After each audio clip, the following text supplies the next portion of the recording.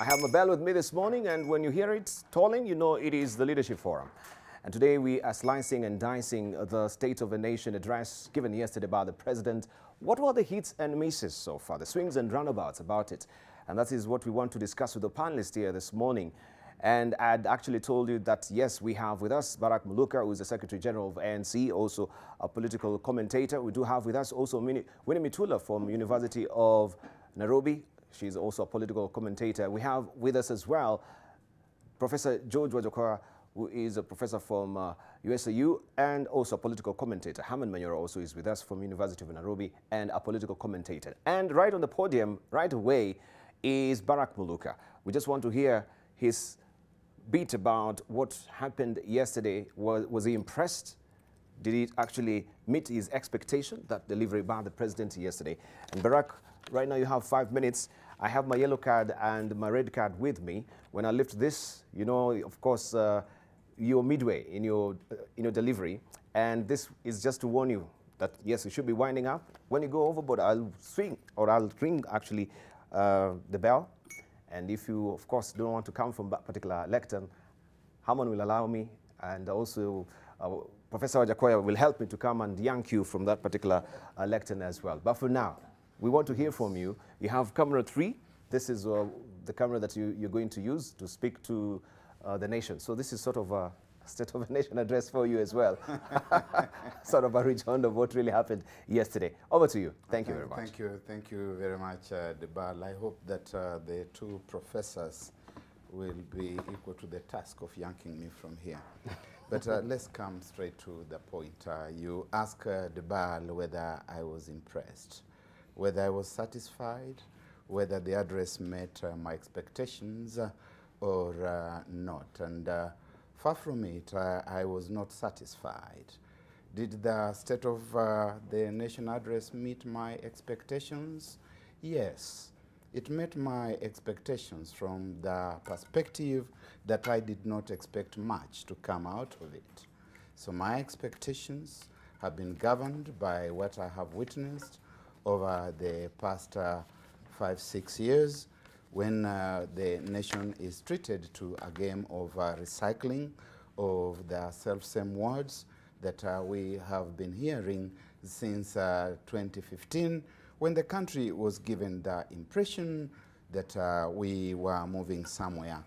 It disappoints me to note that if we have been moving, we have been moving on the same spot. And there's a sense in which science tells you that even when you move on the same spot, you seem to be moving. In fact, science can tell you how many kilometers you have moved, even when you have been moving on the same spot. The presidential address paints the portrait of a country that is uncomfortable with itself. It is a nation that refuses to look itself in the eye and to recognize what it sees for what it is. If it does recognize itself for what it is, then it's a nation that refuses to face the facts. It's a country that pretends that its health is well, even when the indicators, very obvious plain indicators, show that all is otherwise. And one may want to start by looking straight at the government itself. We have a government that is divided against itself. On the one hand, you have got a president who increasingly starts looking like he is the leader of the opposition within his own government. On the other side, you have got a deputy president who looks like he is the leader of government, and it is a government that is rife with corruption, high-level corruption. At least in his capacity as the leader of the opposition in that government, President Uhuru Kenyatta tells us the truth that there is corruption in my government. But it is corruption that he's not capable of doing anything about.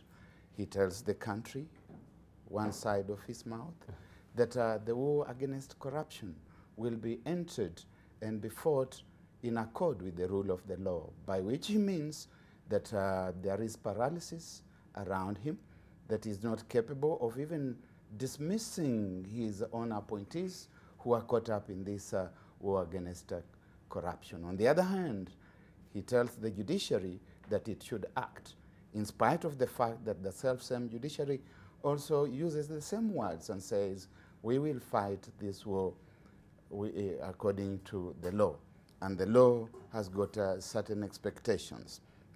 We are talking about a country that is boasting of a big four agenda. It is talking about food.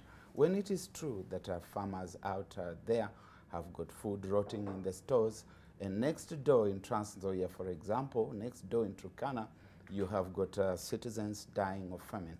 You cannot talk about the state of the nation being healthy. You cannot talk about food as one of our big four agenda. Right now, the rains are coming. The farmers don't know whether they should be growing food or not, because they do not know what they are supposed to do with it. The irony is that Kenyans are dying. We are talking about a country whose political elite will tell us that they are building dams, water dams, to feed, to produce water, to produce food, to feed the people who live in drought-stricken parts of the country. And we know that that money is being stolen by the self-same people in government. We cannot say that the state of the nation is good. We are talking about a health sector whose nurses have been on strike for the past 2 months, and the country has forgotten about it. And the country's hospitals are having to operate without these very vital workers. You cannot say that the state of the nation is good. And I have seen the red card, so I will be obedient, and I expect that I'll speak to the same a little more in moments to come. Thank you. Thank you. Thank you, Barak Muluka, for that. Of course, game of recycling is what he can see, or he actually picked out from that particular State of the Nation address. He says that it paints a portrait of a country that is uncomfortable with itself. But what do you recall yourself? Do you see as Barak sees it, right? Let us know. Hit us on Twitter. AM Live NTV is a Twitter handle. AM Live NTV, our profile name on Facebook, and 20686, our SMS portal. Right, for convenience's sake, of course, we have Winnie Mitula, who's just next to the lectern, so she'll just walk over to the lectern right now as well to give us a snippet of what she thought about yesterday's delivery by the president about the State of the Nation address, the hits and misses. I'm waiting for you, Winnie, to just walk over there and give us your, of course, perspective of what you thought the president should have said or should have not said yesterday. Thank you so much. You have 5 minutes. Beginning now. I think first I had mixed reactions about that speech. Mixed reactions. And I had mixed reactions, especially when I was hearing it. But then when I later read it keenly, I had a little bit of uplift when I saw towards the end of it how he himself pointed out how corruption can rule out all that he has said. Because it's a long speech, and the speech highlights almost each and every element. Then the writer himself decides at the bottom to say how corruption and all these issues which relate to corruption is a downside, which indeed can undermine all that is listed as good. So basically, I think even the speech itself kind of supports Barak's position in a one way or the other, because the speech highlights a number of things, literally everything. You could say 99% of what are the issues and how the president sees them. But then the speech ends by saying, albeit or notwithstanding, corruption is a problem which undermines the entire thing. So to that extent, I think there is a problem, we know that, and of course this recycling and repeat issue of we are addressing corruption is a tricky area, one thing we have to realize, because as you read in that same statement, you know, we cannot use a vigilante approach. That's true, that nobody's going to use a vigilante approach in terms of addressing somebody who has a problem. There has to be some institutions that are charged with the responsibility of auditing whether Winnie Mitula or Barak Muluka has, you know, has really stolen or abused his office. But on the other hand, Barak Muluka has also his own personal, you know, respect, just the way he stood here, to kind of know that there is a problem. In fact, I blame our leaders more than even the president.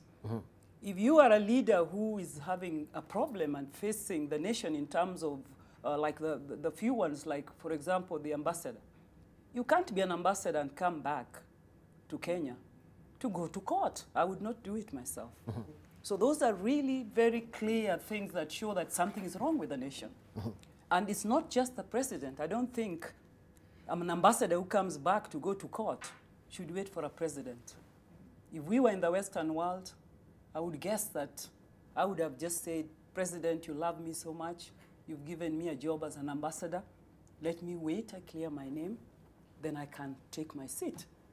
Because it's embarrassing even where you are as a diplomat, to be a diplomat and at the same time be thought to be a criminal. We are not saying you are a criminal, but the moment you are thought to be a criminal or your actions are questioned, you are on carpet. It's called you are on carpet. They may be right or wrong, but you are on carpet. So here I think we need to look at both sides, this issue of corruption. And again, we sometimes also over-belabor the issue of corruption in terms of then we just don't see any other thing happening. I belong to a development institute for development studies, University of Nairobi. I'm a researcher. I also know that there are things happening in this country that are good, that can be scored, but we don't lack data. So really, if I'm a serious leader, again, this area of data is very critical. We need to put it on table. If we are saying that an area has grown or an improvement has been made, where is the barometer? Where is the barometer to measure that growth or that one step we've made? That seems not to be there. And for that matter, and that's again the role of the state, data is the role of the state.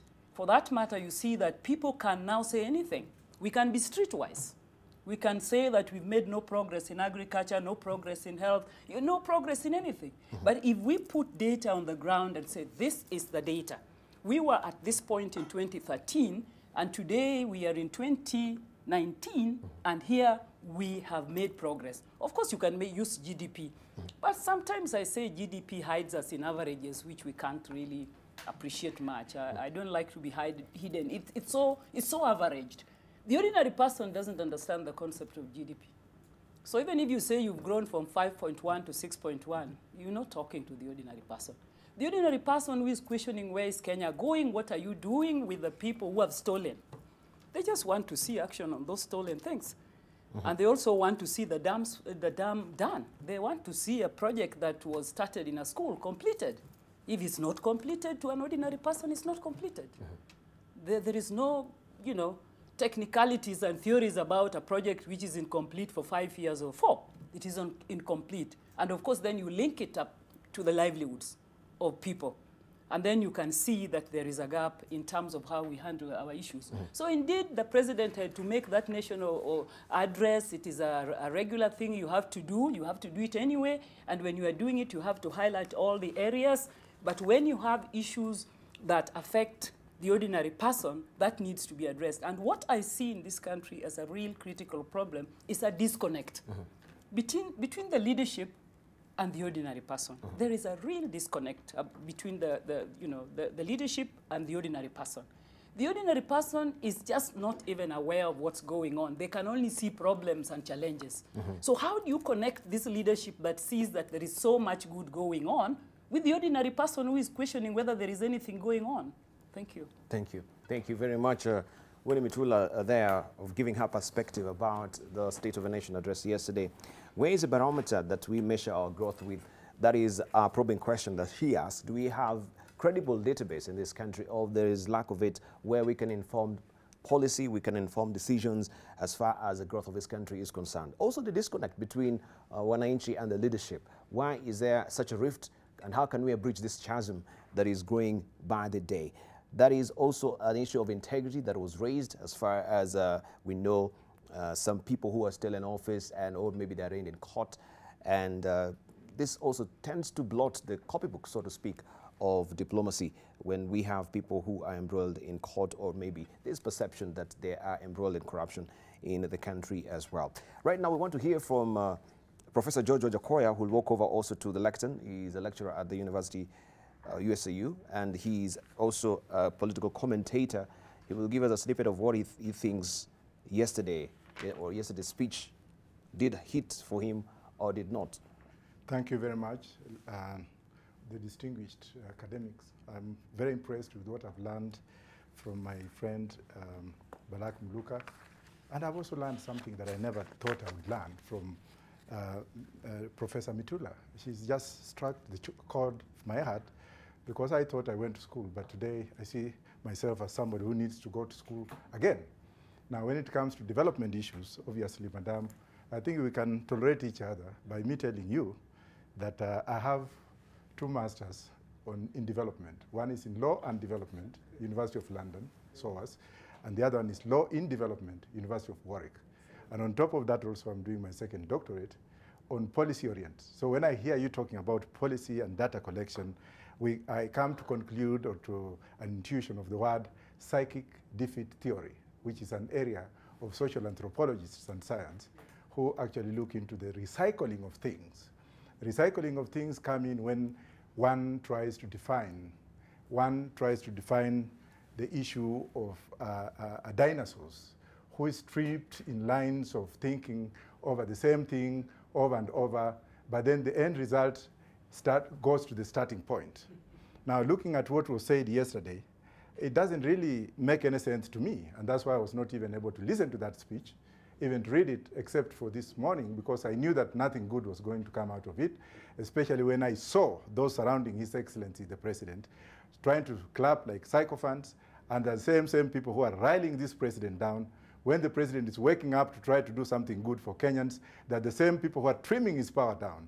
And when you point at them, or when you want to talk about them, the press comes in and says, woo, don't talk about it. What we call restraint of speech. And Kenyans are very good in pretending, especially the media. When you want to speak the truth, you want to address issues that are affecting the nation by the fact that your umbilical cord that came out with you has some kind of elementary approach to the soil of this country. Somebody tries to restrain you. But thank you for giving me this opportunity. Now, when it comes to corruption, the president recycled himself. He went back to the issue or the principle of psychic defeat theory. Say the same thing, please the masses, let them clap. Then whine after that, and then business as usual comes in. You're sitting with people who are eating you and you can't see. Then instead of sacking them, you are telling us you are going to follow the law. Yet you have the executive powers. Executive powers. These are people who cannot step aside. They don't have moral responsibility. They cannot come up and say, oh, this has happened. I've gone to Parliament late. I'm sorry, Your Majesty. I'm resigning, as recently depicted in the House of Commons in England, where a Secretary of State, a full Secretary of State, apologized to the House until the House decided to say, oh, sorry, you can continue. No moral ethics in our leaders, no moral obligation in our leadership, recycling the same people all the time. Us, me and Barack Muluka, and maybe Professor here, people who would help this country, Professor Manyora, who would come up and say, I am a minister for economic development. I am going to do it this way, the way Matiang'i does. Sometimes he goes off the hook, but he tries to, even though he has created more enemies in this country than what have you. Then you bring in people because you want to balance, tribal balance. Tribal balance for it. I don't care whether we shall have a Kikuyu president for 20 years, so long as he's developing the country. The issue of tribalism has ended in Europe. People really don't care about who is going to be the prime minister. It's none of my business standing up on the train because the prime minister is there. Come on and pay taxes. I have a right and duty to stand here. Secondly, the issue of education. He never touched on education. He never touched on infrastructure. The kind of infrastructure we have in this country at the moment is decayed infrastructure. We have civil engineers in Nairobi University, trained to the core. We have also our military defense forces who are trained in engineering. Instead of including them into participatory approach in developing this country in terms of infrastructure, you bring in the Chinese to build roads that are causing more death in this country, roads that are not to our specifications. Go and approach Thika Road when you are coming from the CID headquarters and you want now to come into the highway. There's no sign to show that there's another road coming this way. But then people don't talk about it because China is developed. We are depending on China, and China is the best of all the best. Mr. President, I'm addressing you that you should have policy thinkers. People can do both qualitative, quantitative, and mixed method research and come out with policy. What is lacking in this country is policy, and if you read the president's speech, there was no policy considerations. There was no evidence-based kind of approach where he had to actually go back to the data and say, according to what we know, ABCD projects have stalled. And every time there's an election and change of leadership, people stay aside the previous projects because they want to start anew. Come on, where are we going? What are we doing? Why can't we have Ainea as the governor of Nairobi? When he gets out of office, we actually design methods of finding out how much has he done, what has been left behind, and how do we complete those projects. Instead, in the cocoons, and that's why we'll never run for MP in this country, you say, Barack Muluka was a former MP, he was bad, he was ODM, I've come in, I'm Jubilee, I'll bring new projects. Who is suffering here? We should have a coherent policy. Policy, very important. That's why I've gone back to the university to do my second PhD in public policy, criminal justice and public policy, to look at the role of law enforcement and how they do their things. Do you have any data of how many people died last year, or what we just read mayhemly? Information collected and then put in the police records, and then somebody comes and says that last year alone we had this, but where is the evidence? What have you done? Finally, on the issue of the so-called social interactors in parliament, MPs or MPs, as we call them, and I'm glad to call them MPs because they have let this country down. When the president is saying, we want to fight corruption, some of them are going back in the back door telling the president, we want to trim the powers of the DCI and the DPP, because they are seeing lunacy of the big architect of corruption in this country. The big architect of corruption, who is visible and everybody knows who he is. I'm asking him to step aside. Thank you very much. All right, that is Professor George Wajakoya telling it like it is. Yeah, and I can see Winnie Mudula Mambia amekasirika, really. Fire and brimstone, of course, from Professor George Wajakoya. We want to hear also, I think we'll take a short break before we continue with, of course, the delivery from the lectern. And we cannot lose sight of the fact that there's a by-election going on in Ugenya and Embakasi. When also we circle back from the break, we'll take just a sneak peek of what is happening on the ground in Embakasi, where Vincent Oduor is standing by to give us an appraisal of what is happening on the ground as far as the by-election is concerned. We know by-elections in this country, people don't really come out in force as the general election. And we will just get a picture of what is happening on the ground, so to speak. So don't go away, much more coming up on the other side of break. Remember, you can head over to our Twitter handle, AM Live NTV is our Twitter handle, AM Live NTV, our profile name on Facebook, and 20686, our SMS bottom. Don't go away. You're watching the Leadership Forum here on AM Live, and we continue with the conversation apace with our panelists. And of course, we've heard from most of them. And lastly, we'll hear from Herman Manyora. And I'd also primed you that, yes, we're live on location. That is from Embakasi, where we're going to be giving you an update of what is happening with the by-election that is slated for today. Of course, the poll stations were opened at 6 a.m. on the nose.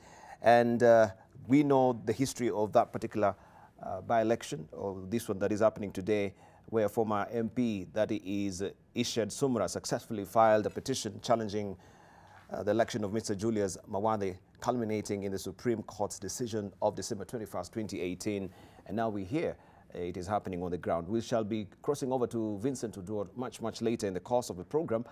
But before then, let's just hear from Herman Manyora, who is a lecturer at the University of Nairobi, to give us a perspective of what he thought the State of the Nation did deliver or did not deliver for him, and what is the way forward as far as the State of the Nation is concerned in this country. Is it just, you know, just fulfilling a constitutional duty? And then we have just a parasitic sort of, to speak, speeches coming from the president, because most of them have alluded to the fact that, yes, most of it was just a regurgitation of what we've had before. But what does Herman Manyora think? Good morning. Good morning. Thank you very much. The bar, they say a man's best friend is his wife. If that is not the case, then the relationship is a contract. And the contracts are known for their exit clauses, termination clauses, and the devil to be found in the small print. So Christians, I think they talk of a covenant. So it is with a father and his children, that the children you have should be your friends. And to the mother, the children again ought to be the friends of that mother. I think you can use this and say that the president of a nation ought to consider the people he leads as his friends. Indeed, throughout history, some of the most successful kings have been people or kings who really loved their people. And out of that love, development was born and greatness of the kingdom. Mark Antony, while mourning Julius Caesar in this play, Julius Caesar by Shakespeare, tells the Romans, do you know how much Caesar loved you? The man who has been butchered by Brutus and his friends. This is just how much he loves you. He loved you. And he proceeds to produce a will that Caesar had written, in which he had given them almost everything. So this love and friendship is what is missing. And I think for us, an opportunity such as that was presented to the president, that is always there for him once every year. In America, they begin by saying the State of the Union is strong, going by their history and background. And for us as a small young nation, it is an opportunity for the president to show that the people he leads are his friends. So then you begin there and ask yourself, what do you do if the people you lead are your friends? Do you allow your ministers and the people close to you and other crooks enjoying state protection to steal all the money meant for the people you love, for the health of the children you love? Do you, as a president, allow people close to you to destroy the economy, to overborrow, and then the money reaches here and they squander all the money, leaving pregnant mothers unattended to? Do you break the health system of a country that has the people you love? The answer is definitely no.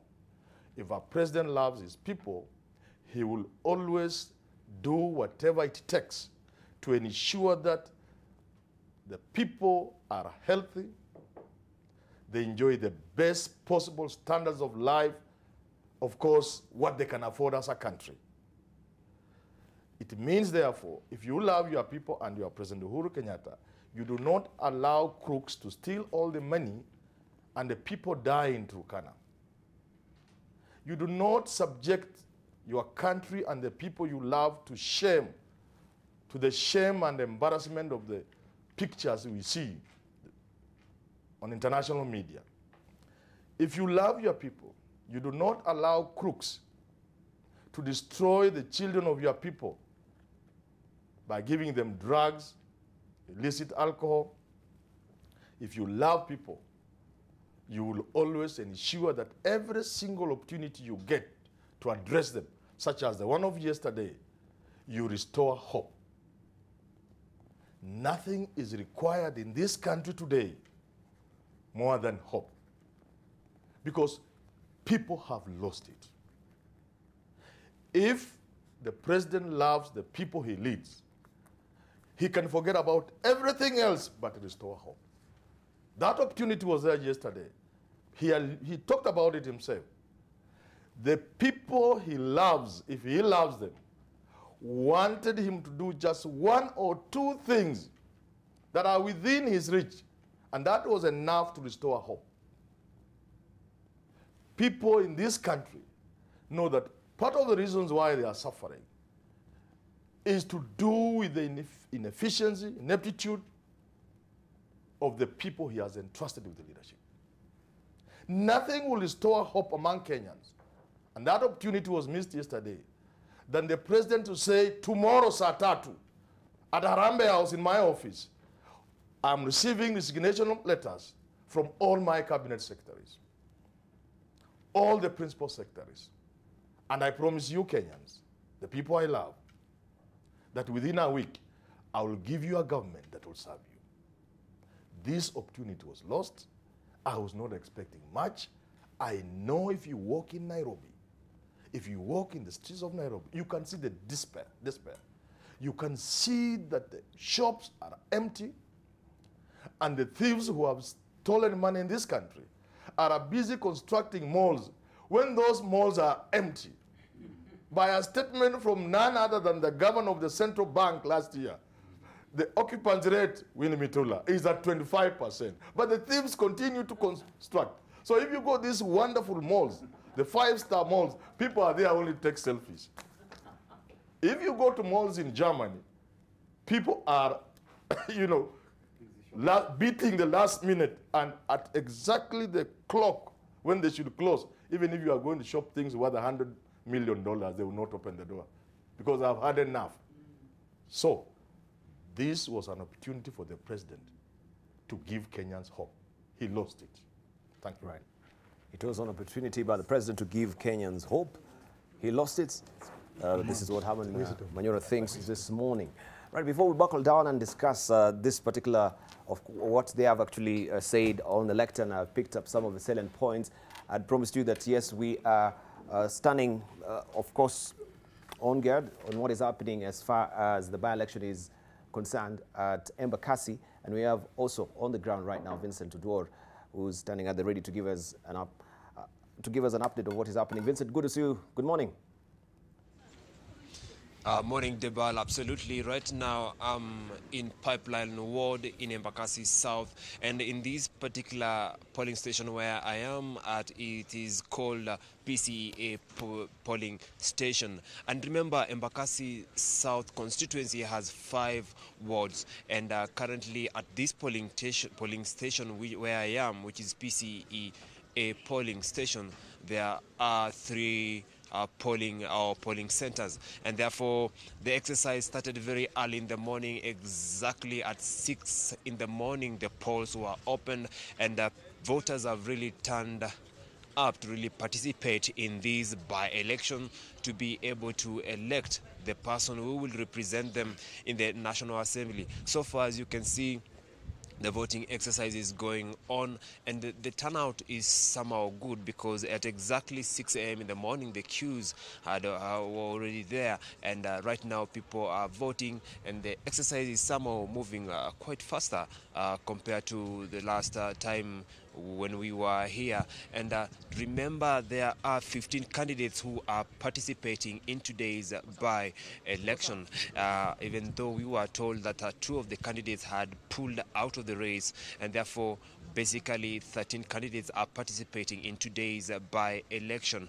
But on the ballot paper there will be 15 candidates. Remember, this is an election that is has brought a lot of political angles and issues on the table, and what I can tell you is that there is a high political competition between the immediate former member of parliament of Embakasi South, Julius Mawathe of Wiper Party, and his predecessor, former Embakasi South MP Irshad Sumra, who both of them, remember, are coming from political parties that belong to the NASA coalition, and therefore this is basically a sibling rivalry, and the Wiper Party will be fighting it out to try and retain the only seat it had won in Nairobi County in the August 8th, 2017 general elections, while ODM will be struggling to try and reclaim the seat it had lost during last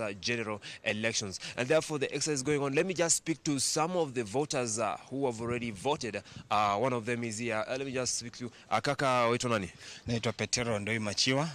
Naona ushapiga kura. Kwa nini ulirauka mapema hivi kuja kupiga kura? Nimeruka mapema kwa sababu kwanza naenda kazi, so nilionelea nipitie hapa nipige kura yangu ndio niweze kuelekea kazini. Shughuli iko sawa, nilifika hapa 6:20, by 6:45 I was done. Nishamaliza, sasa mimi ni kuelekea shughuli ya kazi. Wewe matamanio yako ni yapi? Unatarajia mabadiliko, kuona mabadiliko gani baada ya uchaguzi huu, ama kiongozi ambaye atafanya nini? Nataka kuona kazi. Kiongozi ambaye atachaguliwa, mwenye atashinda akubali, mwenye atashinda pia akubali matokeo. Lakini mwenye atashinda natarajia kwamba eneo hili la pipeline aendeleze hizi barabara ambazo zinaona ziko na matope mingi sana, nataka azitengeneze. Pia nataka hali tu ya pipeline hiyo tu shwari kama maeneo zingine. Safi kabisa. Wacha nizungumzie na mwingine hapa. Kaka, waitwa nani? Kwa majina naitwa Gerard Mutuku. Shughuli umeionaje? Shughuli ya leo imekuwa mzuri na imekuwa ya kufana, ingawa tumekuwa na shida kidogo. ya one of the Kim's kid ilikuwa imeanguka kidogo, na the return officer Embakasi South constituency has sought the issue. Wewe ni mabadiliko gani ambayo ungependa kuona hapa Embakasi Kusini? Mabadiliko ninayopendelea kuyaona mwanzo tukiendelea ni kusema mabadiliko ya kuona barabara zetu zimejengwa, kuona mashule zetu zimejengwa, na hiyo ni mabadiliko yenye imekuwa saa hizi ikiendelea kwa ule mheshimiwa mwenye saa hizi kiti yake ilikuwa nullified, na hiyo ndio ile maendeleo tunataka kuona ikiendelea. Hebu niambie, wewe umekuwa mkazi katika eneo bunge hili la Embakasi Kusini kwa muda, ni mambo yepi ambayo hayakuwa yanakufurahisha hasa ukizingatia uongozi wa eneo bunge hili au hali ilivyo katika eneo bunge hili la Embakasi Kusini? Uongozi wenye huku unanifurahisha, tukianzia uongozi wa mabarabara kuwa mabaya, na kuna miundo msingi tukisema kama ya shule hivyo. Shule zingine hazikuwa zinajengwa katika hii eneo, lakini nimeonelea kwamba tangu mwaka wa 2017, mwaka ujao, that was 2018, tumeona mabadiliko kidogo na mabadiliko mengi, na ndio yenye tunataka saa hizi iendelee kwa ule mbunge mwenye ataingia na mwenye amekuwa akiendelea na hiyo kazi. Pia tunaomba hiyo mambo iendelee. Sawa, asante sana. Hebu nizungumze na mwanamke naye pia angalau tupate jinsia nyingine pia hisia yao. Wewe kama mwanamke, mbona umerauka mapema sana kuja kupiga kura hii leo? Kitu ya kwanza, kura ni haki yangu. Nimeamkia asubuhi kumchagua kiongozi mwenye atakayeendeleza nchi yetu vizuri, mwenye atakayetuangalia sisi kama watu wenye hasa wenye hawana kazi. Alafu nimeamkia tena juu ya kurauka juu ya kazi. So ndio nimerauka mapema ni vote ndio nirudi kazi. Wewe shughuli ya kupiga kura umeionaje? Imeenda kwa muda uliokuwa ukitarajia ama umeionaje? Nimepigia mtu mwenye nilikuwa natarajia. Juu kura ni siri yako, kura ni haki yako. Safi kabisa. Mwingine hapa, asante sana. Hebu bwana niambie, nini kimekurusha mapema hivi kuweza kupiga kura? Kije kimenirausa mapema kupiga kura, nimekuja kuchagua kiongozi mwenye anastahili kukaa Embakasi South. Ndio kitu imenifanya nimeamka mapema. Ndio. Mabadiliko yapi ambao wewe unatamani sana yawe hapa Embakasi Kusini? Mabadiliko yenye tunataka kuwe hapa Embakasi South. Kitu ya kwanza tunataka watu wote waunganishwe kuwe kabila moja. Sio kuweka unaweka kabila moja kwa ofisi, kabila nyingine unaiweka nje. Watu wote wakuwe kama mwananchi wa Embakasi South. Na kitu kingine tunataka Embakasi South sana pipeline. Watu wote wajumulishwe kwa miradi yoyote ya serikali. Sawa. Thank you so much. As you've seen, those are the voters who've already voted, and the exercise is going on, and we'll still be here to bring you up to speed on what is happening. And also remember, the polls will be closing at 5 p.m. in the evening, but any time lost during the opening of the polls will be recovered at the end of the day. Therefore, we are still here. For now, I'm taking you back to studio. Many thanks indeed, Vincent Tudor there from Embakasi South, giving us or keeping us apprised of what is happening on the ground as far as the by-election is concerned. Remember, 13 candidates are set out to battle it out for the parliamentary seat that fell vacant in December. And this is a developing story, and we'll be keeping our eyes peeled, and as always, keep our ears out as well to hear what is happening on the ground, and we shall relay that information also in the subsequent bulletins much later in the course of the day. But for now, we want to get back to our discussion and also just to read some of your tweets that I can see coming through. We have Thomas Luangu saying that the State of a Nation addressed neglected key issues like food security and the recent cost of living. The call to let corruption cases follow the judicial process is commendable, especially when the accused have to step down when charged. Also, we have Nesta saying, we are very much connected indeed. It's 2019, our minds have already evolved and the games have changed. The law needs to keep up with the changes as well as our constitution. The game is being played behind the curtains of law.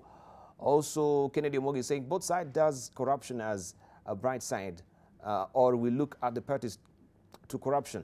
I'll leave it for you to decipher what Kennedy Omogi is saying. Also, Henry Abuye he says these expectations are far-fetched and mostly lies.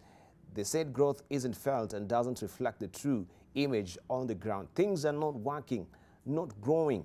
This is Henry Abuya.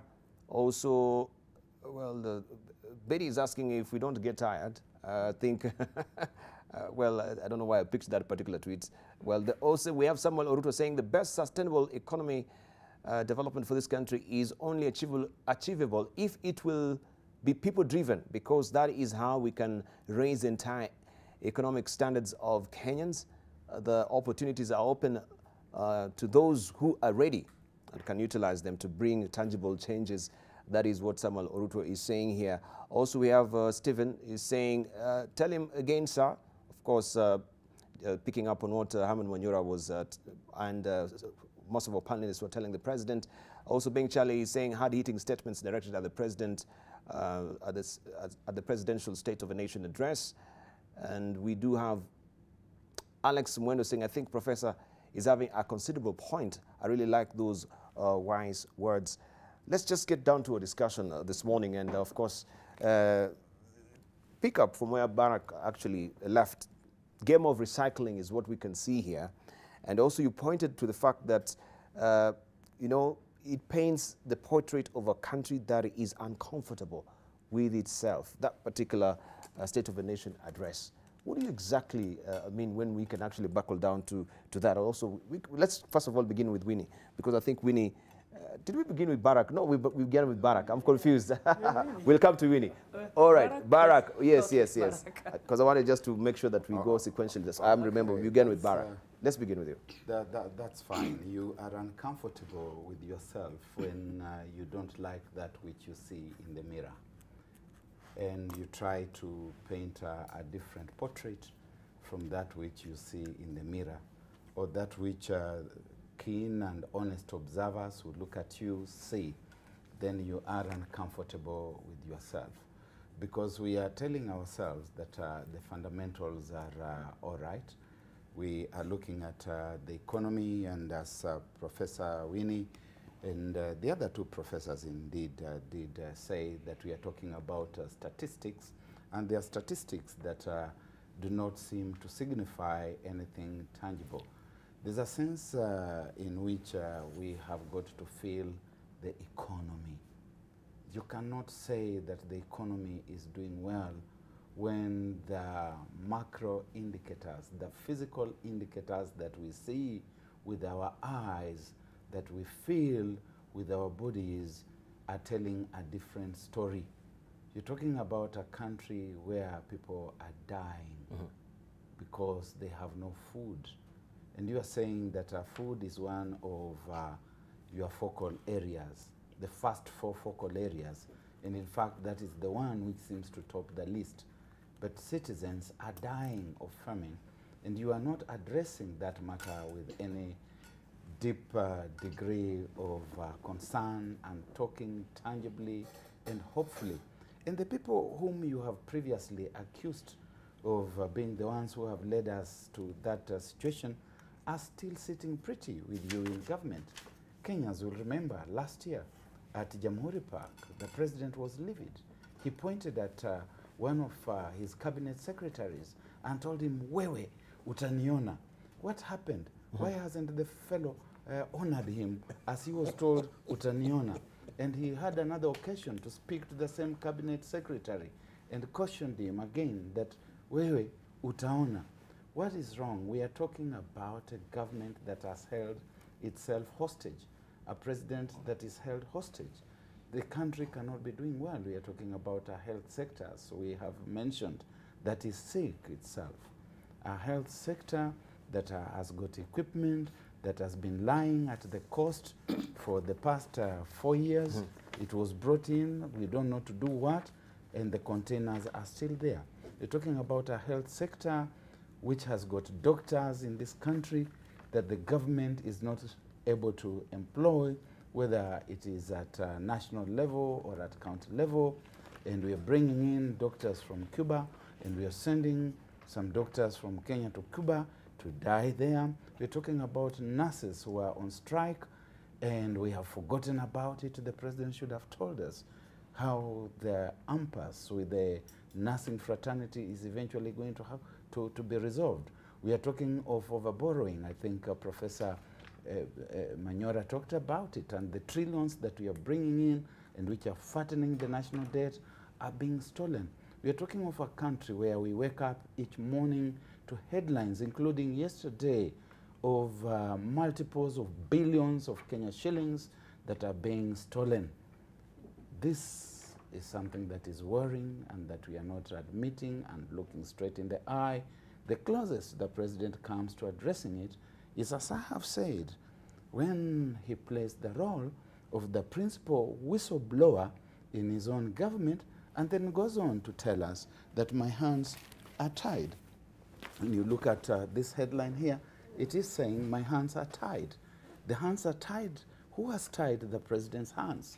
The president has been taken hostage, and he has been taken hostage by people in his own government. These are things that should worry us to no end, and we can't say that the health of the nation is good. Right. This pronouncement is not the first pronouncement we've had from the president saying that his hands are tied, Professor Wajakoya. One of the things that the president has failed is to listen. To listen.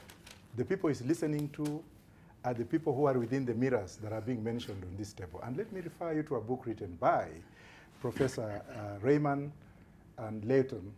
And the title of that book is known as The Rich Get Richer, The Poor Get Prison. But instead of saying the poor get prison, they say the poor get prison. And that's why if you look at the institutions in the United States today, prison incarceration or high numbers of incarcerated people in the United States are within the doom of Cyric defeat theory, because even businessmen now are prisons have been privatized for politicians and their friends and business people to benefit from the wrath of injustice. Now, when it comes to listening aspect that I've mentioned, the president ought to have shaken his hand and asked him, how comes that I'm not hearing about castle wrestling in Uganda? How comes that I'm not hearing about endemic corruption in your government? And probably Museveni would have told him that, you know what, when I took over, I went back to the diaspora. There are so many Ugandans who had a lot of manners. Because when you go in the diaspora, you have to clean your own stuff, cook your own food, and look for jobs. And therefore, life hardens you up. When you go back to your country, you go there with nationalism. And that's what happened in Israel and Rwanda. So the president ought to have drawn in a section of Kenyans who are in the diaspora. Don't forget that Kenyans in the diaspora have lived to expectations, and they have produced a president in the United States. We have councillors in UK. We have a mayor, city mayor from Kisii in Canada. And you have a lot of brain boxes who ought to have come back. And I'm sure this dynasty elements surrounding Uhuru would have been very cautious. But the president has got his henchmen. If you go deeper, you'll find out that the people who are actually manning his diary, the people who are actually his personal assistants, are all from his own tribal cocoon. And what do you expect them to tell you? They'll envision your face, and they have covered the president's face with what is going on. Now, the president never addressed the issue of employment. But the part of employment that we know is recycling, just like what my brother here has said. He will recycle those he knows that will be beneficial to his regime. When Jubilee government promised 1,000 jobs every year, was it 1,000 or 100,000? 100,000. Yes. What has happened? How comes that the government today has not indicated by indicators showing the phenomenon through statistics that last year alone we employed this amount of people? What about school leavers? Why hasn't he come up with some kind of infrastructural aptitude like what happens in India by opening up self-entrepreneurship among young men and women who leave school, right, so that they can be empowered by loans, aggregated interest-free loans from banks, so that these kids can stand on their own and do something. Thank you. Right.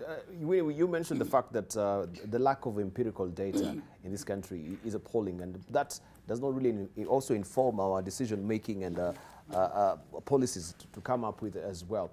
But you are in academia, and you can tell us much more. Where is the disconnect between another aspect you mentioned between Mwananchi and the leadership, and this lack of data. What can we do moving forward?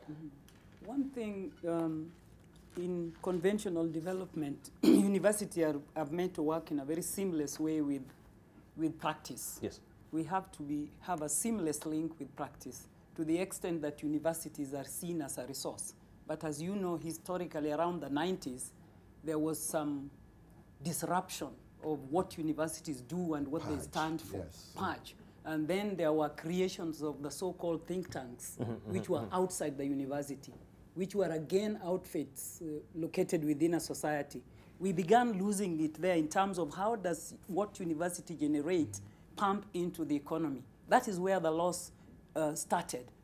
And you know, then we remained there in the aisle doing a lot of research, but that research remains in our, repositories, in our libraries, and probably nobody bothers to pick it. Take my example of my Institute for Development Studies.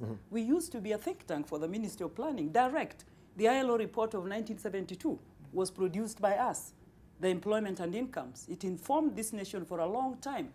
The SME report of 1999, we tried to come back again. So in recent times, we are trying again to work with the Kenya National Bureau of Statistics. In fact, in recent times, we've even done an MOU with my institute so that what we do can pump into practice. Otherwise, we remain with these little silos of student works, which are just case studies. You can't rely on case studies.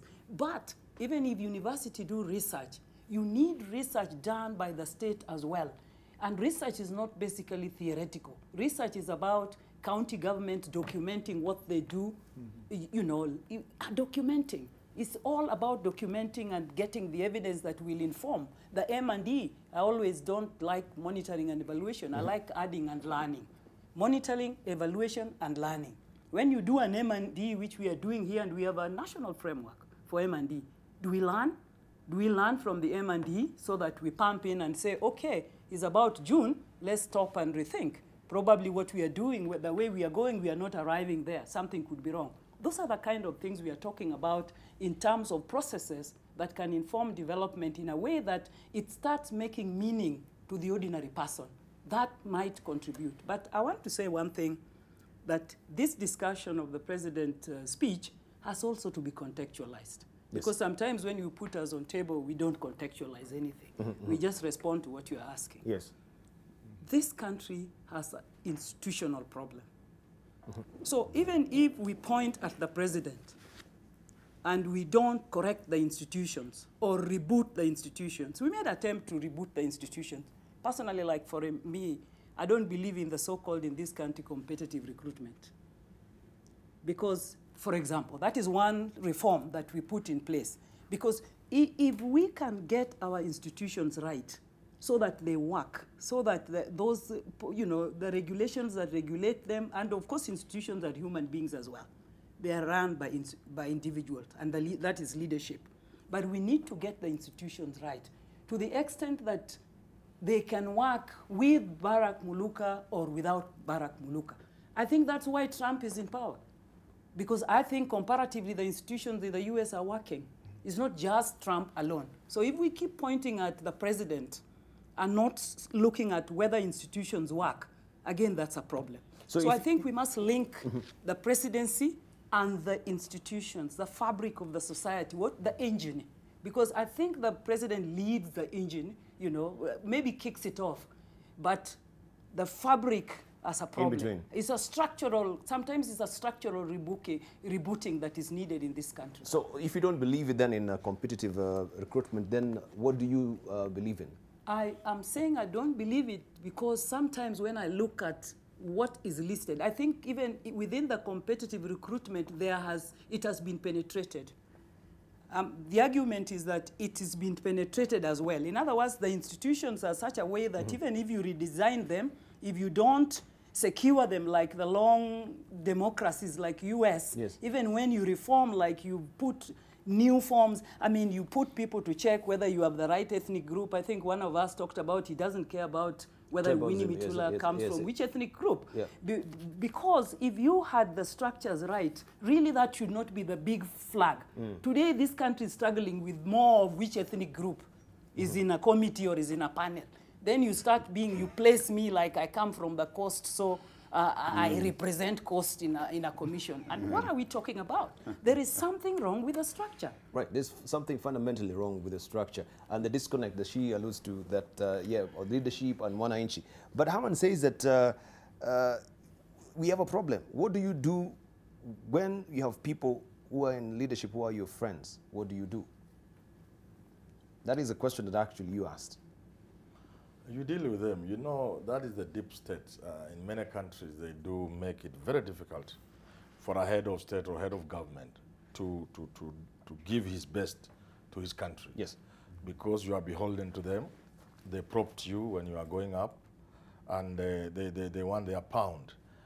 But the thing I wanted us to talk about, because I hear people talking about president and, you know, what can he do, and he has said as much, and the institutions. Let's move forward to 2022, and let's imagine for a moment that somebody, a man or a woman, I'm getting increasingly to believe maybe it should be a woman, a man or a woman lands at the most famous address in this country, State House Road, and he becomes the president of this country. And he's a man or woman who believes that this country in 10 years can be a first world country. Will he achieve it? 10, 15 years? The answer is yes. We have what it takes. Smaller countries, poorer countries have made it. Now, the role of the president and leadership is what I was talking about, the bar. You see, when nations come from a tortured past, war, civil strife and whatever, depression like in America, it is always one man or woman, the leader. When a nation has gotten to a point where the economy is about to completely get disrupted, not even disrupted, destroyed, this economy is going on its knees very soon. We need a man or woman in State House. And I believe one man in State House. If you read Achebe's, you are the man of books, Achebe's The Trouble with Nigeria. And he says, when Nigerians with all their bad manners heard that Murtala Muhammad, he's a no-nonsense general, had taken over, the traffic jams disappeared, even before he did anything. They just disappeared. I'm telling you, miracles happen in Lagos. So one man, Singapore is what it is because of one individual. It doesn't matter that even was chappering people kipoko. One man changed South Korea. So the need for leadership may not be as strong in America and the UK and Germany as it is for us. Because the red institutions are working, the nation is moving, things are working, almost anybody. Winnie Mitula, Professor Winnie Mitula is right. The president is a straitjacket. People thought Trump will disrupt everything. He can't. He's in a jacket, he can't move. But for us and the other countries that are in a state such as ours, we need leadership. And that's why I said on that podium, the president ought to give Kenyans hope. There are certain things, if he doesn't do, let me tell you, if he doesn't do, and this, to answer your questions about deep state, what happens is the bar. In many countries, people do business with government. If you didn't do business with government, you wouldn't make money, almost anywhere in the world. So that's okay. What happens in this country, people don't want to do business with government. People want to steal government money. And this will destroy this country. So in leadership is important. Leadership is important. So in a way, you are actually insinuating that we have a leadership vacuum in this country. It's not a vacuum. Yes. You see, if the president says, "Mataka nifanye nini?" My hands are If tied. the president tells us, those mentioned or those who appear before court, for heaven's sake, it has always been like that in law and practice. That if Baraka Muruka is a public servant and he goes to court on corruption and economic crime charges, he stands automatically suspended. So what was the president saying? The other people, he has been given the power by this constitution to fire without reference to anybody. Is what I'm talking about. Yeah. That is not necessarily a vacuum or weak leadership. It is what I can call a leadership that is not inspiring, that is not awake to the challenges of the time. That's where the problem Work to the challenges of time. Yes, yes. Okay. Maybe when we discuss about the economy and corruption, and I know you allude to the fact that Barack is a man of books, and maybe what we have, the picture here, if my director Mike can actually pick it and just show us, is how President Uhuru is fighting corruption in this country. Mark, if you may just pick it, you can recall this. Oh, yeah. When you look at that, what is that? Sisyphus. That is Sisyphus. Yeah, the Sisyphus syndrome. That is the myth of Sisyphus. Yes. That man is going to push that rock up to the top of the mountain. And then there's the angel of mischief who is waiting for him at the very top. And he'll push that stone down again. And you'll find Sisyphus starting to roll it up. And that will go on ad nauseum. And Albert Camus, who gave us a modern rendition of the myth of Sisyphus, tells us that in the end, Sisyphus must be presumed to be happy with that condition. And Sisyphus is the citizen, because you'll find the self-same citizen meddling and cavorting around with the same self-same team of leaders. Election time will come, you'll be told this one was a thief, this one stole in NYS, this one stole in another project. But the same fellows, the citizen, will still end up sending them into power. They will make some of them governors. They will make some of them deputy presidents. They will make some of them presidents. So Sisyphus must be presumed to also be happy. The levels of accountability in any country also depend to a very large extent on what the citizens themselves would like to see. We're talking about a country with 8.5 million able-bodied young men and women of employable age and who are jobless, sitting on a time bomb. It's gonna explode someday, and when it does, it's really going to be very bad. And those who think that they're stashing stuff away, they're building supermarkets. We have heard this morning about going to supermarkets that are basically empty, and somebody is busy still thinking that he is stealing and building supermarkets for who?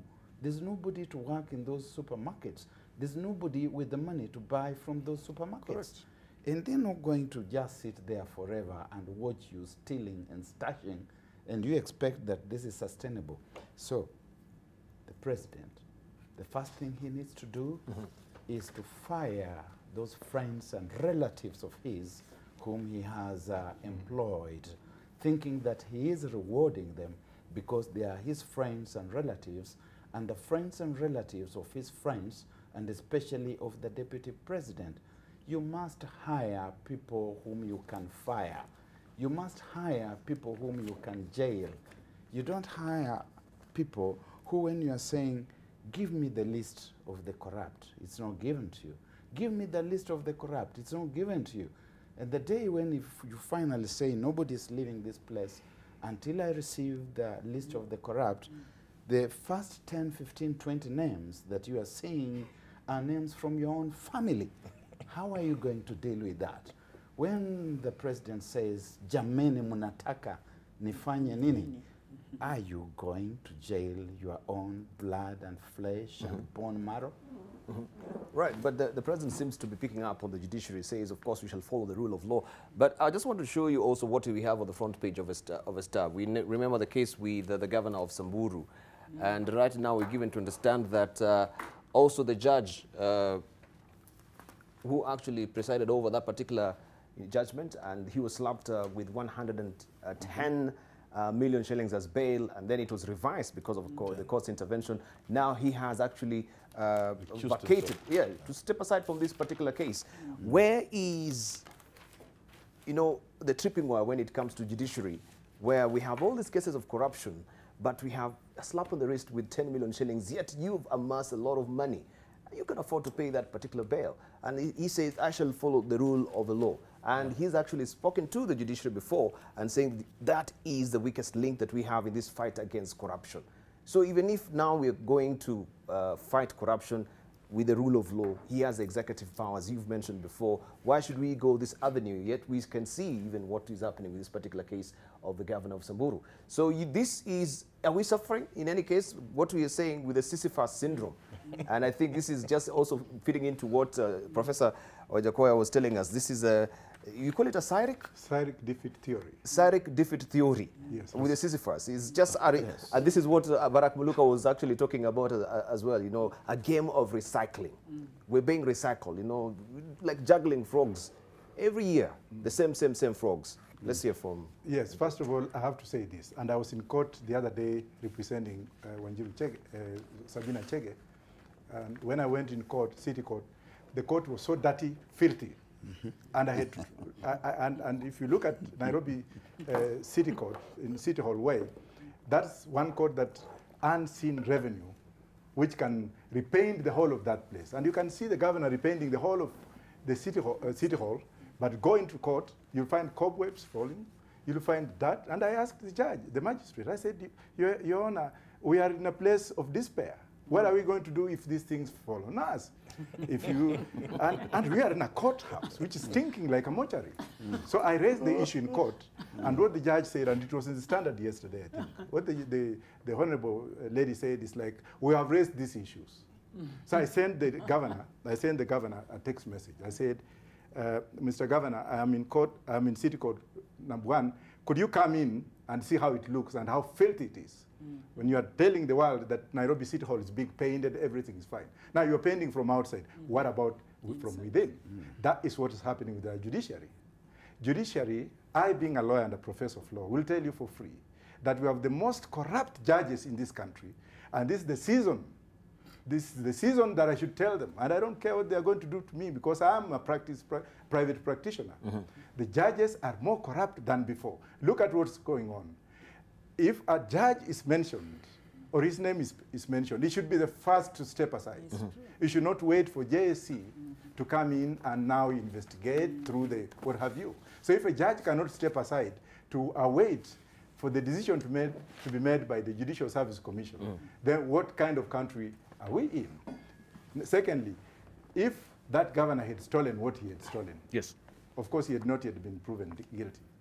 And the lawyer comes up, and the judge comes out, or the chief magistrate or principal magistrate comes up and says, this is what I'm going to impose on you. And then Justice Mumbi comes up and says, no, that was too much. That means even the judiciary is fighting the president.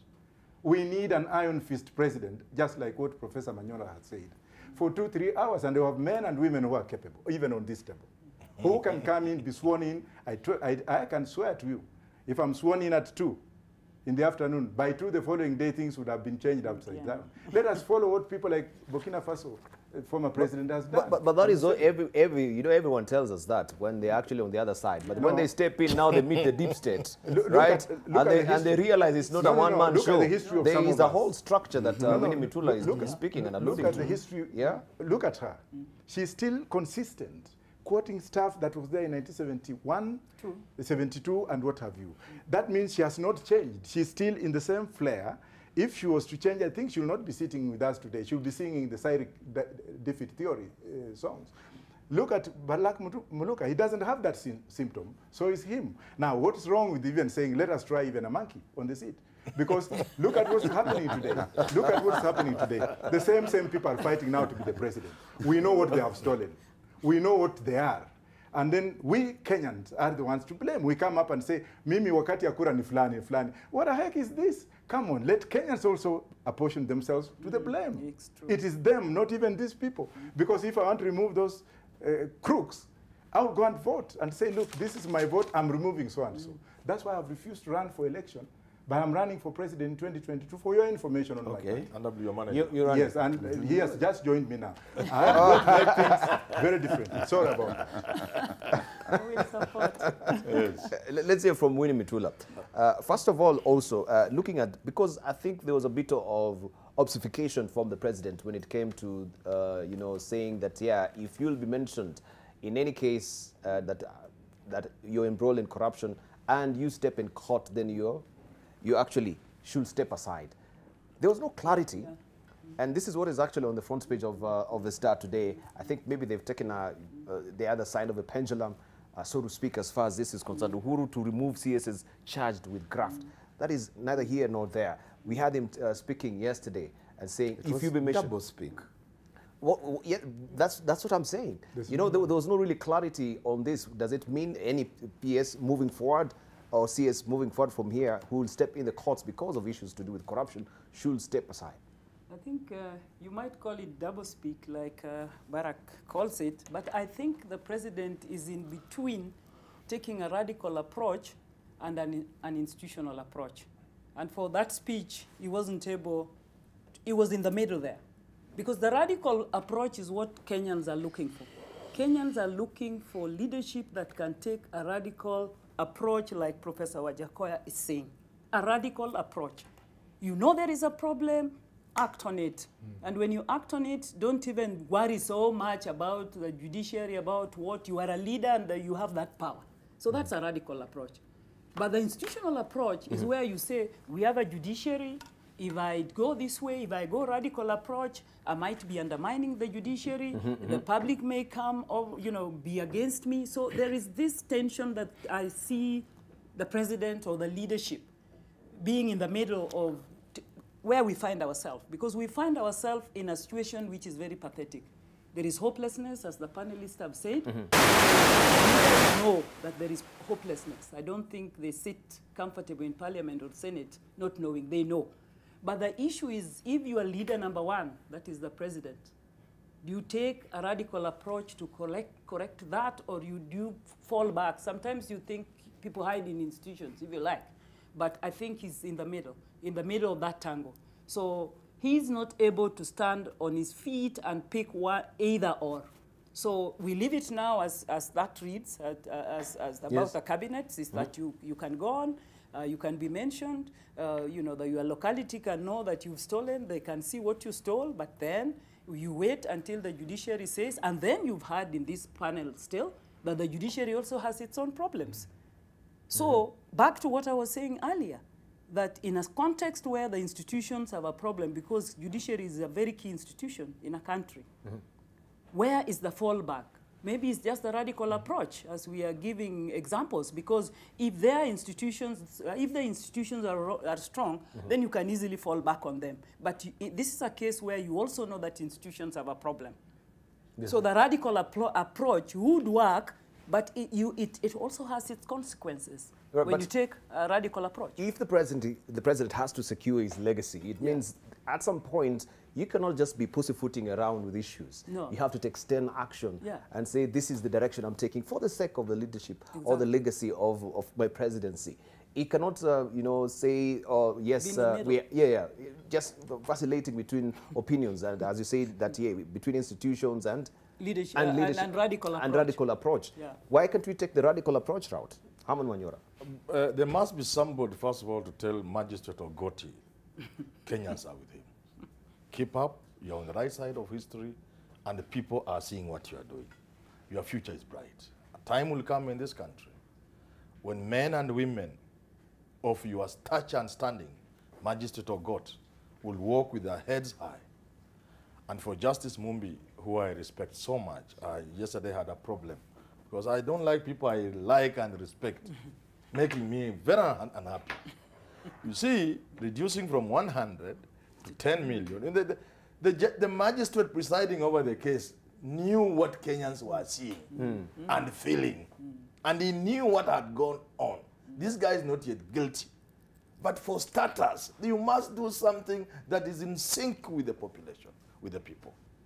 If you do anything that is outside that sync, if you do things that defy common sense, I've said even here many times, when you do things that defy common sense because you are a lawyer, you are a judge, my friend, you are a lawyer, you are wrong. And so let me say this. Mumbi has reduced it to 10 million. He should have released this guy free. There is nowhere a governor will go. He would not run away, so he should have released the Samburu governor free. And why I want him to do that is because the bar, in civilized societies, we have created institutions we will use to impeach people. When you do wrong, when you get out of the way, if you break the norms and the rules of society, we have given ourselves institutions so that we remain civil and we do not cut each other with pangas. Now, we are using those institutions like courts, but others, the judges we have, are telling us, you are very stupid. Chukueni panga. Chukueni panga. Mtu akikosea, chukua panga kata yeye. This is what the judges are telling us in this country. And for the people who are stealing, every time you go to court and you are given 5,000 and Kenyans know how much you have stolen. Obama said in this country when he came here that don't think people are foolish. When they see you driving big vehicles and the other day you are poor, they are not fools, they know. So when judges do the things they are doing, when we take people, one of them to industrial area and then we do not put them where other remandees are, they sleep where children, juvenile section with the mattresses. When we allow people to go to Kenyatta National Hospital, a minute ward, because they are sick, they go to Nairobi Hospital. The people are sick. You are telling people the institutions you have given us to use, we are not using. Impeach the people directly. And sooner than later, that's why I wanted this guy to be allowed to go home free. Sooner than later, the people, and the president has said as much, the people will take the law in their own hands. And these guys who have stolen here will feel it. They had better play within the rules. And playing within the rules is part of what we are saying. If you are going through a process, go through it. And if you are mentioned and you are like a judge, surely, like the name says, surely, a judge of the Supreme Court, you are mentioned and you are waiting, honestly. How? How would you be waiting? So this country is at crossroads. We must make choices. Winnie Mitula is saying, for the president, he has to make choices. Thank you. Unfortunately for the president, it must be the kind of decisions that resonate with the public, because you must restore hope, like I said before, which is completely lost. Thank you. Thank you. Maybe I should just give this opportunity to give our closing remarks as well, beginning with you, Winnie Mitula. Yeah, remaining with a few minutes. Yeah, I think we have a problem. We quite agree, and we need to intensify our efforts with practice, not with it should not be theory. We need practical steps. So the whole debate that we are having today, this morning, is really about seeing steps being taken. If it's an issue that is ailing the nation, seeing action being taken. And again, embedded in that, I think we need to intensify some of the processes we engage in terms of even development, because a lot of this discussion is about the people and how the people think and what the people should engage, to bordering Manyora saying they will become the judiciary soon. So if that is the position, then we need to do some things that we can document that we are doing for the public, in particular the citizens, whether it's in the area of health, whether it's in the area of education, infrastructure, that people should begin, the way we are disappointed with corruption, we should start being happy with service delivery. Because at the end of the day, the ordinary person is service delivery. Thank you. Yes, if you sit in the middle of the road, they are going to run over you. And you don't know who is going to run over you. But somebody is going to run over you. And the president of this country and the presidency must know that this is not about sitting in the middle of the road. But when we hear things like, what do you really think I should do? Mnataka, nifanye nini jameni? It's because of the institution, an informal one, that we have been told is called the deep state. And the deep state is populated by cronies. It is populated by friends and relatives. It is populated by people about whom you cannot do anything. And you must be bold enough, like Lee Kuan Yew, and say that I'm going to get rid of them. When you say that regardless that you're my brother, that you're my sister, that you're my closest political ally, you must mean what you say and say what you mean. Institutions do not just happen. When we say that it depends on institutions, institutions are man-made. And we have one person, one office at the very top that is charged with making those institutions and causing them to work. Right. Let's hear from Wajakoya, briefly. Those who have been mentioned in corruption or who have mentioned corruption should step aside, starting with the Deputy President. When he enrolled himself into an issue which was bigger than him, he has not written a statement at the CID headquarters. He should account for what he's talked about, the 7 billion, when the issue was 21 billion. Secondly, Mr. Kinoti should be given the attention that he deserves so that he can work together with the DPP, because they are doing a good job in this country. But the president himself, from today, and I'm telling him as a Kenyan, because I'm a taxpayer, my umbilical cord and the placenta that came with me in this country is actually vested in the Kenyan soil. He should actually pull the rug in State House and tell those young men and women from his cronies to go away, so that he can get men and women of honor to advise him. Thank you. Of course, when you mention names like the Deputy President, of course, that is your position. That is well, that's my personal decision. Personal position and not the position legally, of the NTV. Let's hear from Herman Manyora, your closing remarks finally. The bar said when a president loves his people, there are a number of things he does to make them enjoy the best possible standards of life, of living. I must also say, what do you do when you love your president? Like Manyora loves his president. You tell him one or two things he can do. One, reconstitute your government. You may retain people like Matiangi, Monica Juma, Magoa, and a few others who are good, but reconstitute government, urgent. Number two, munataka nifanye nini? Institutions are working. Take a law to parliament. You have the numbers with Raila's support, there's no problem. Take a law to parliament that will do a number of things. One, limit the duration corruption cases take. Thank you. Our elections are now, the petitions are supposed to be 6 months now. Why can't you say corruption cases 1 year or 6 and we terminate them? Secondly, take a law to parliament that will deal with the whole issue of bail. Thank you. Right. I wish we had more time. I wish we had more time. I can see the fire is now beginning to because of the love I have for the president. Thank you. Thank you very much. Just to read one or two reactions as we are winding up. Dr. Andu Sule says AM Live and TV recommends putting on the primates as CS, PSs in government. And he's really drawn up there. I think this is what you were telling about the monkeys. Was it you? Right, but let's just listen on a lighter note. We have Jacob Aberem Talala saying today morning panelists on State of the Nation address, they have called a monkey by its name. We have also, this is Stephen Uguri saying Matiangi. Well, this is not the one I wanted. Yeah, Joshua Odongo Onono says that everything rises and falls on leadership. That is quoting John C. Maxwell. And lastly, let me just read one more. We have Benedict Duranira saying it's a great tragedy Kenya has got corrupt judges who, instead of playing their role in provision of justice to Kenyans, no matter their social status, what is happening is the opposite. And that you can see a lot of reactions there on social media. I cannot be able to read because of time. It is 8 on the nose. But I want to thank you so much for getting to drive the show with me as well, and thank our panelists this morning for that interesting, engaging discussion we've had this morning. Quite honest, cogent, and very educative. We thank you so much. And we want to wish you a good day. But keep your eyes peeled on NTV, because we are actually following the developments at Embakasi and Ugenya, that is Embakasi South, where the by-election is underway right now. Vincent Odwori is in Embakasi. We have Okokusa in Ugenya, and also Zakes Mwasame. So they shall be keeping us apprised today of these by-elections. Don't go away. Living with Us is up next.